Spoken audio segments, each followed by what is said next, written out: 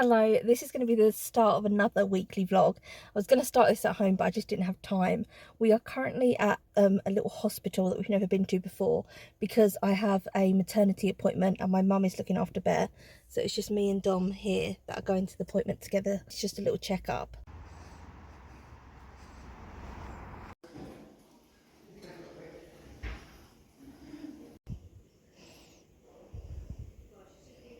Just in the waiting room, waiting. We saw the woman, but she's gone to have her lunch.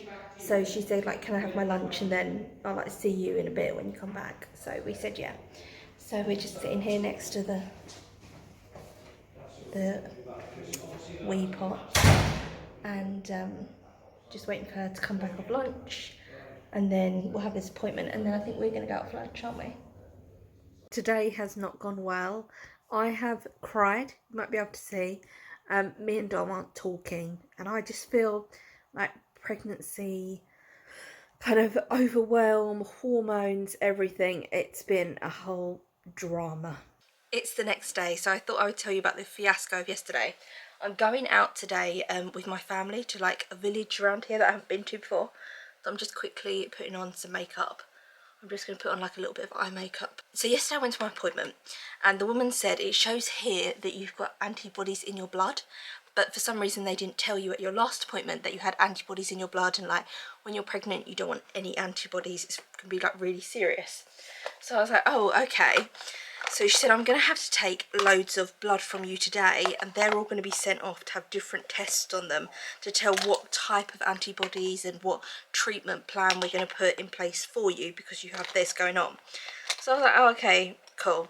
So she took blood, you might be able to see in the last clip, like from my hand. And then me and Tom went to this beer garden.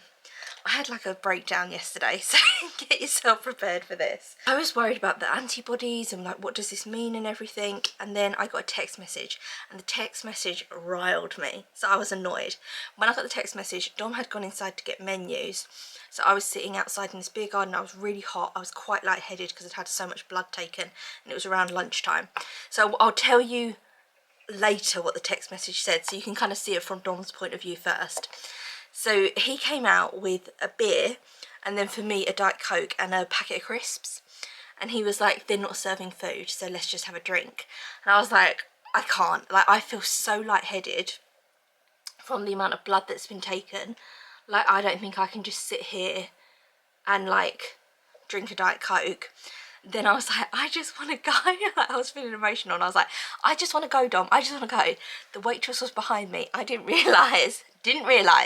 So I'm like, I just want to leave. I just want to leave. And then this woman's like, excuse me, sorry. And like puts the drinks down. And then Dom was annoyed that I like was quiet and not like enjoying, because my mum was looking after Bear. So he was like, why aren't you enjoying that? We got this time together.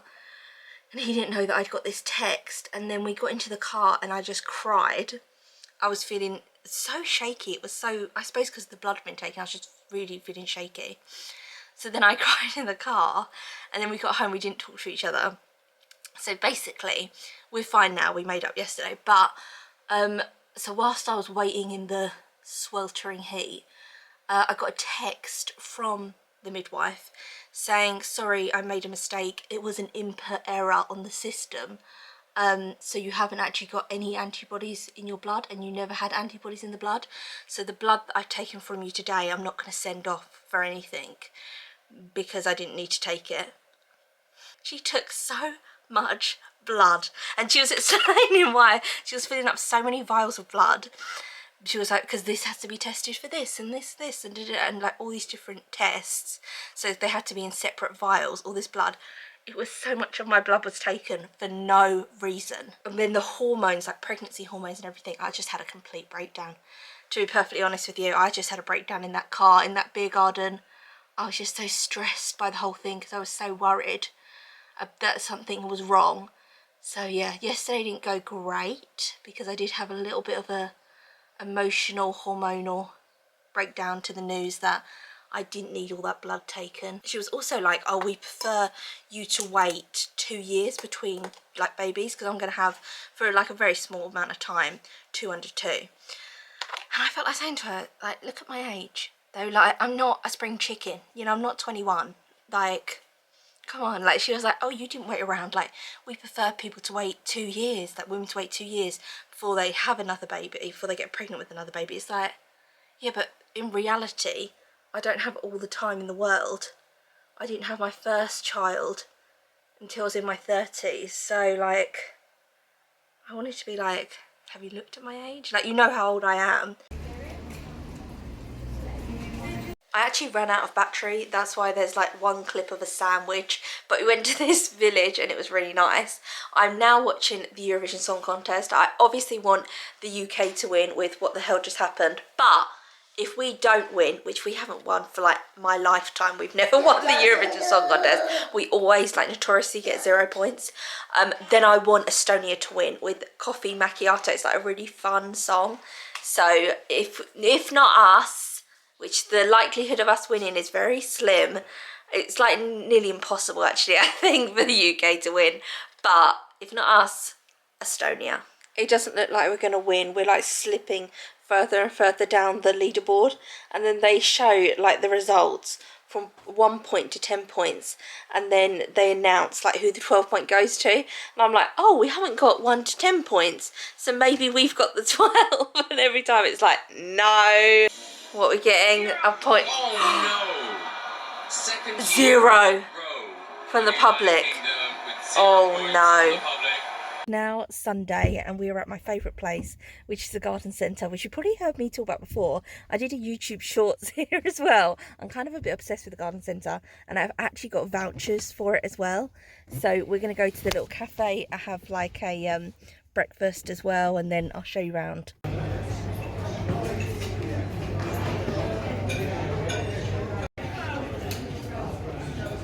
Here are my vouchers. So it's buy one get one free when you get a 5-item breakfast. So 2 5-item breakfasts for that price.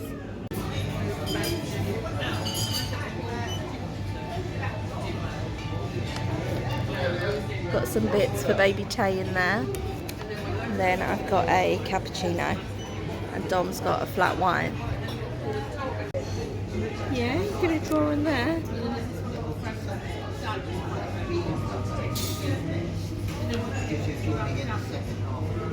What's that?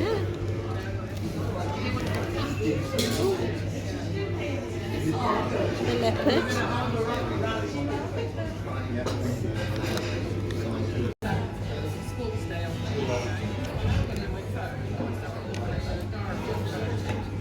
I'm still in the garden centre. I'll do a bit of a garden centre tour. I'm in the toilets. This is the weakest element of the garden centre, I would say. I'll rank the different bits, and then if you've got a garden centre you go to, you can say how yours compares to mine.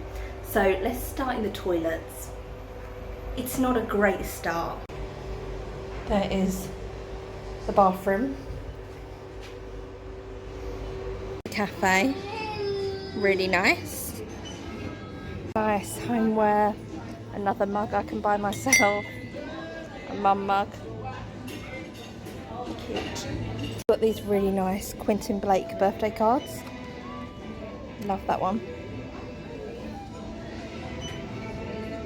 I love these, little Quentin Blake, oh I love that one. Quentin Blake new baby, that would be so nice framed. Oh, I like that. Oh, baby boy.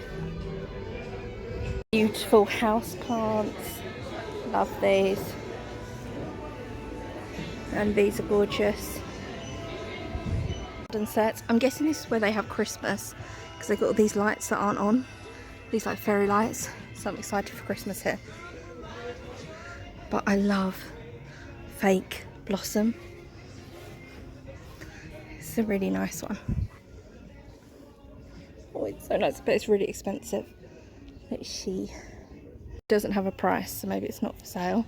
Loads of outdoor things, displays. We're having a morning in the garden. I have this avocado bagel. Bear has a banana, and he'll have some of mine. Oh, and I made this. This is like Nesquik. Like, I swear you only used to buy it on holiday.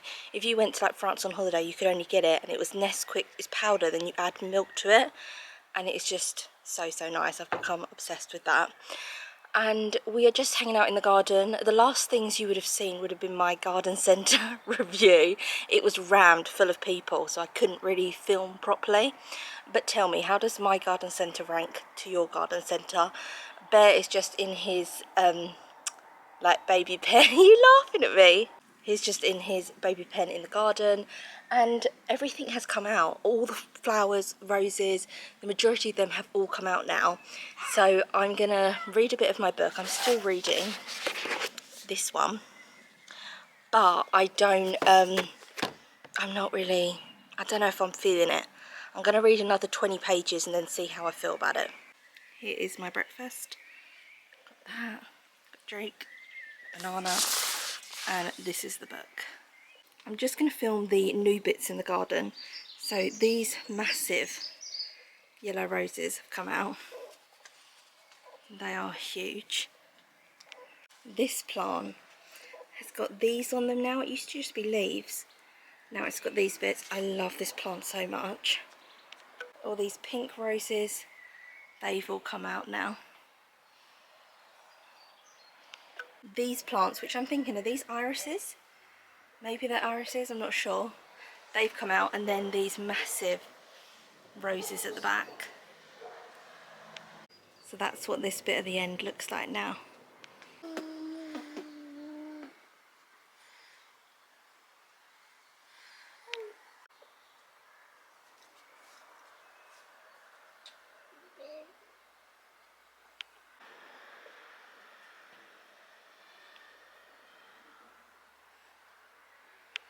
We're just chilling in the bottom half of the garden, and Bear is just exploring all the plants down here. Imagine this area here.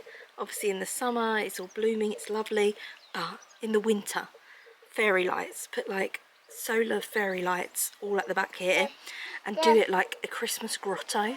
So you're like, oh, what's that at the end? Oh, it's a light up reindeer. And this bit here is going to be a little autumn garden, because that's where I'm putting my sweet corn, gourds and Chinese lanterns. And then so this will be an autumn bit at the bottom, and then at Christmas like a little trail of fairy lights and Christmas lights and little light up reindeers in the flower beds. So this bit is going to be where my autumn bit is going to be, because you've got this very autumnal bush here. Oh, got a hollyhock has sprung up there, and then just these weeds. So I'm going to get planting my things. I have these two plants that my grandma got me, because my mum said how much I love these plants, so she got me some, and she's got them in her garden, and they're like that all year round. It's really deep purple, really beautiful. So she's got me two of them. I then have my sweet corn, some gourds, and some Chinese lanterns that I'm going to plant. So the idea being that in autumn this will have long stalks of sweet corn on it, and then there'll be gourds, and then I'll have my like purple plant all over here as well. And it'll just be a really nice little autumn bit in the garden. Ready? Take the soil out. Got this one here.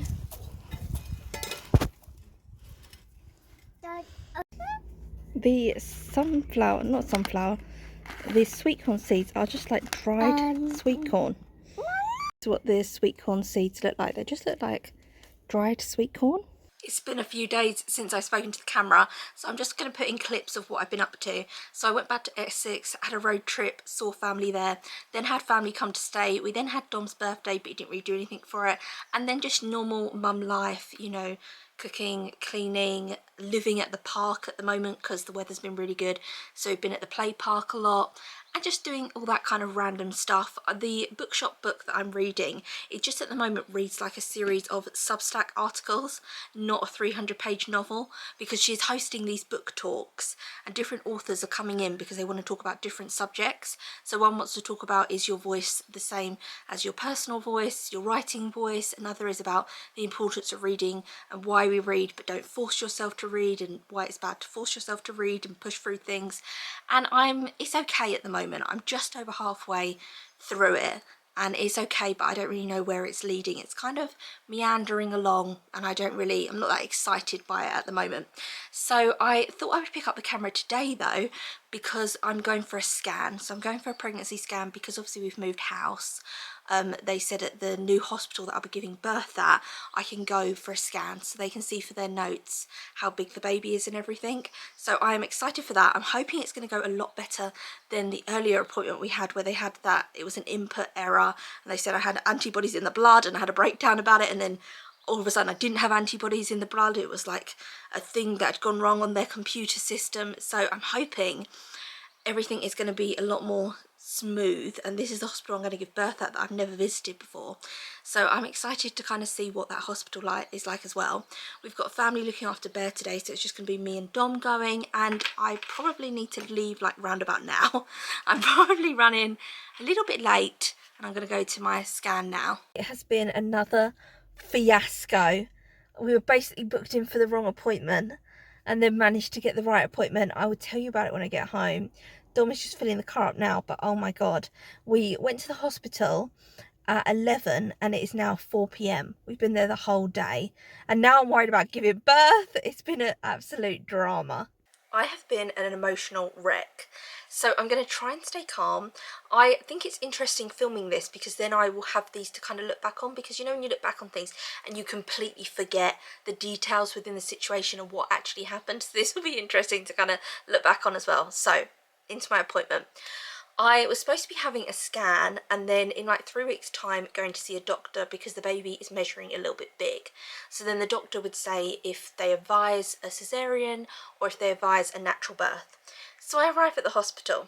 The hospital also had like a weird vibe. You know when you just get vibes from certain places?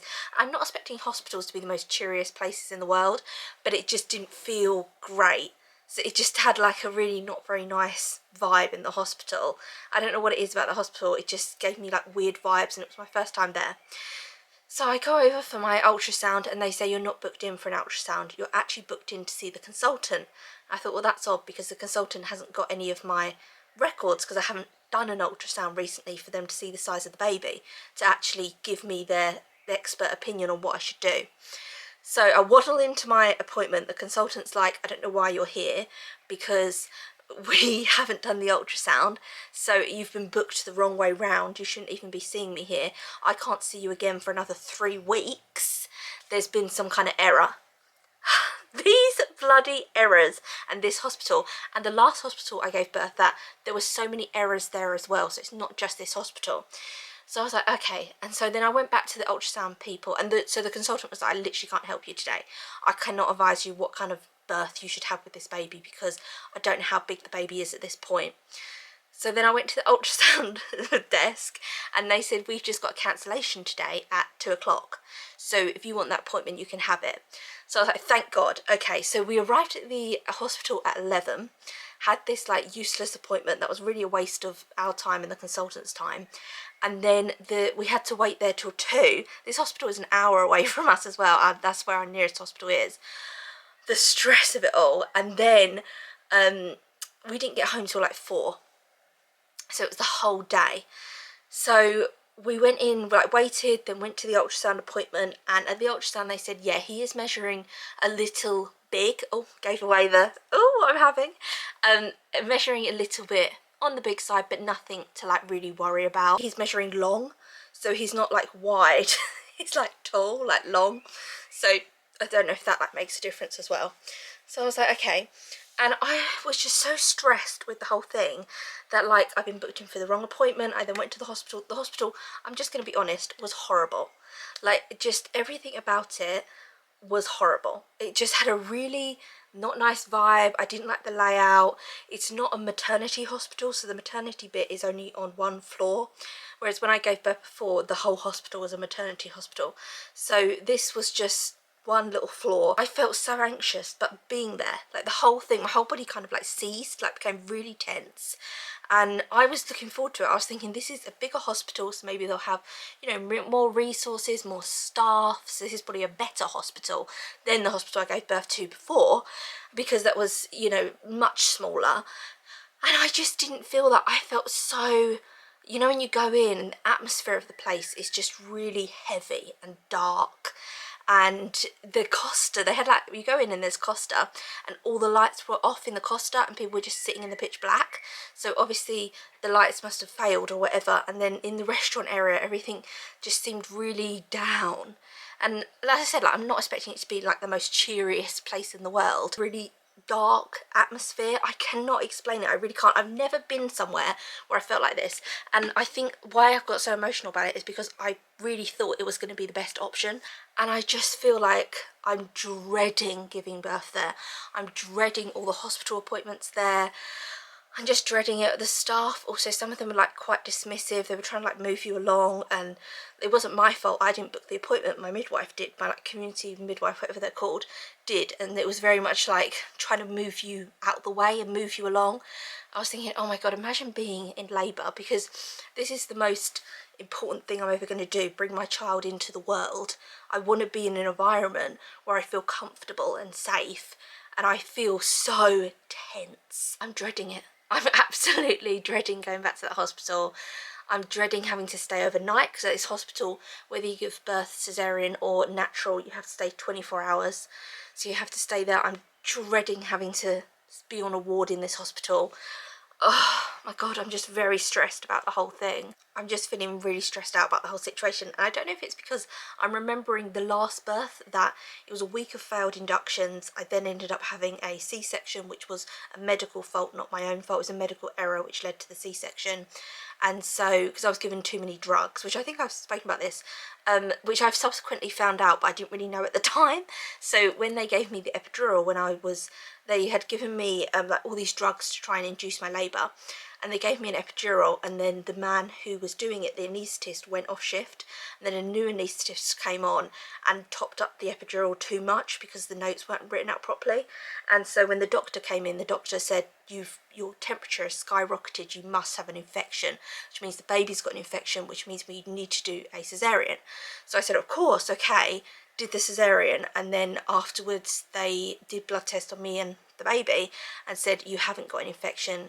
And then later found out it was because I was given too many drugs through when they put that needle in your spine through the epidural. So it was a medical error that led to the cesarean. So that's why with my second baby I don't have to have a cesarean, because it wasn't a medical problem with me or the baby. It was a mistake made at the hospital. So that's why I can have a natural birth. If the baby's okay, like in size and everything, and the baby's completely healthy, a little bit bigger than normal but completely healthy. So I don't know if it's that, if I'm like thinking, well, there was a medical error before, and then in this NHS trust, I've only had 2 appointments with them, both of them have been wrong, antibodies in the blood, which I didn't have, and then booking the wrong appointment, so I'm seeing the consultant before I'm having my scan. So I don't know if it's just, I'm thinking, oh my God, it's happening again, and I don't really know what I can do, to be perfectly honest with you, because I'm going to have to choose a hospital to give birth at, and I've already moved over from one hospital to another because I moved house, and at the other hospital there were obviously all those problems where they gave me too many drugs, and then at this new hospital there's these errors, and the atmosphere of the hospital is just really horrible. And I also remember after I had my cesarean, I was pressing the button for help and no one came. Like the whole night no one came to help me. And so it's all these things that are flooding back to me that you kind of block out in your memory, and then with your second baby you're like, oh, I remember that now. Let's just pray. Let's put it out there, I'm having a natural birth. It's all going to go to plan, because last time it was a medical error. There's going to be no medical errors for the rest of this pregnancy. There are going to be no medical errors. Everything is going to go to plan. Everything's going to go well. I'm going to have a natural birth at the hospital. It's a lovely hospital, let's put it out there. Don't worry about the vibes. It's okay. You'll go in, have the baby, and they won't make you wait 24 hours like they say. Maybe they'll let you go early and you can skip off home with your new gorgeous baby, and that will be it. I'm going to end this video here because I really want to edit it, and editing really calms me down. Like filming, talking my thoughts out loud calms me down, and I do feel a bit better now that I've just sat here and like ranted off. And I really want to edit this video because I think there's been like nice moments, even though the other appointment was stressful as well, there's been nice moments within it that I want to look back on. So I'm gonna edit this video. Hopefully next week's vlog and everything is going to be like quality time with my son, going to the park, having fun in the garden. I'm hoping for great weather so we can have fun in the garden, and just like my favourite thing to do is just hug my son. I know it sounds so bizarre, and like I don't feel my son, so I can't film it, but it feels like so healing when I just, oh my god, I'm gonna get emotional, stop. When I just hug him, like just hugging him, like I just hug him every second of every day, and when like he looks at me in the eyes, I get so emotional because it's your child. I just become like really overcome with emotion. So I'm hoping next week is just gonna be very stress-free, days in the garden, loads of cuddling, laughing, having fun. That's what I'm looking forward to. Reading some great books when he has his naps, having a great time. So hopefully the next weekly there's going to be no stress. It's just going to be, hopefully I'm going to have books that I've read that I can speak to you about and say, I love this book, it's amazing, positive vibes, show you my garden is looking great, show you more of that, and just have more of a chill, relax time. Like I want to be able to like rant about silly things, you know, you just love to like talk about like silly things like the Eurovision Song Contest and other stuff like that, whereas this feels like so heavy because it's your child, so it just feels like a huge weight. Anyway, on that cheery note, let's leave it here, and I will see you again soon for another video.